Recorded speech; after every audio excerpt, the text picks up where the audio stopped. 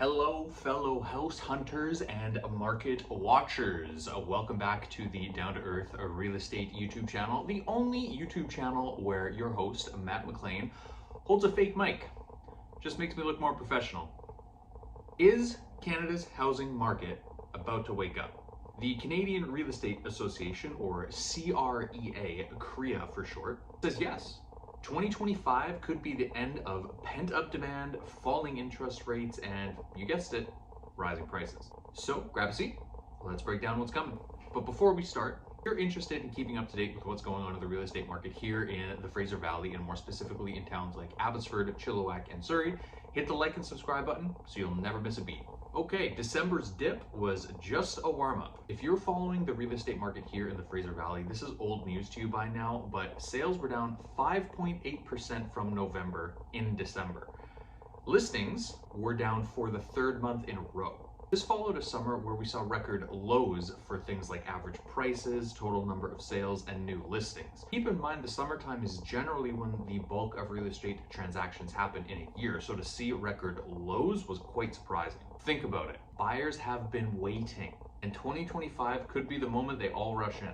CREA is forecasting about an 8.6% rise in sales and a 4.7% rise in average price for all property types across the entire valley. Now you might ask yourself, why the surge? And the easy answer to that would be interest rates. Although interest rates are only really a small part of the story, the fact is the BOC's policy rate is at 3.25% at the time of making of this video, with more rate cuts expected soon. Another interesting thing that is contributing to this possible storm brewing in 2025 has to do with new mortgage rules that the federal government implemented not too long ago. The big one is the feds raising the insured mortgage cap to 1.5 million and increasing the amortization rates for mortgages from 25 to 30 years. Nice? Sure, could help affordability, especially for first-time buyers.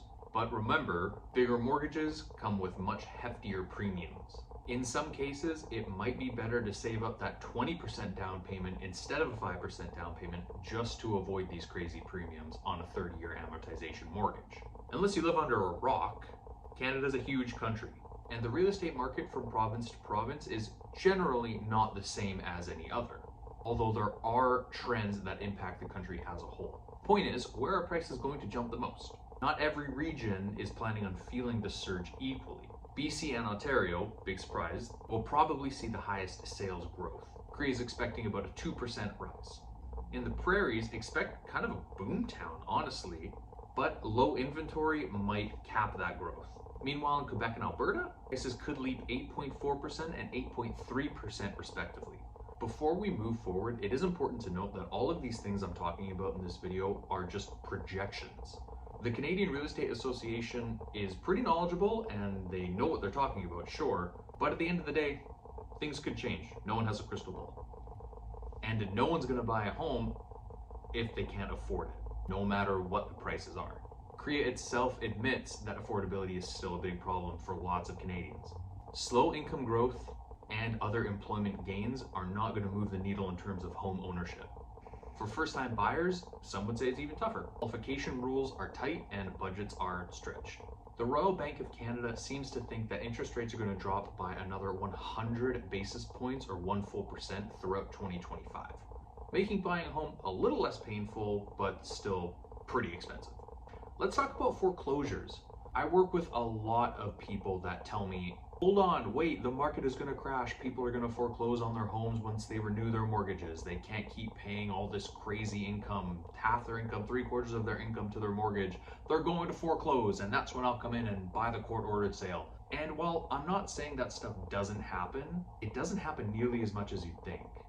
Despite higher interest rates over the last few years in Canada, foreclosure rates are still low.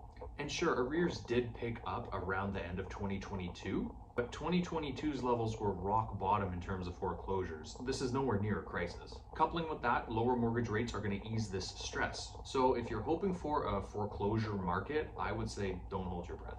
Looking outside the country here, potential trade tariffs from the US and election-related housing policies could throw some curveballs up here in this country. Pierre Poilievre is saying he's planning on cutting GST on any new home under $1 million, which would be interesting to see. But until policies become law, they're just words. So wrapping up here, If you've been at least halfway following market trends over the last 2 or 3 years in the real estate market here in the Fraser Valley, and I would say even Canada in general, 2025 is seriously shaping up to be the release of a lot of pent-up demand, especially with buyers that have been waiting on the sidelines for literally years at this point. Lower rates, rising prices, and regional shakeups are all in the cards.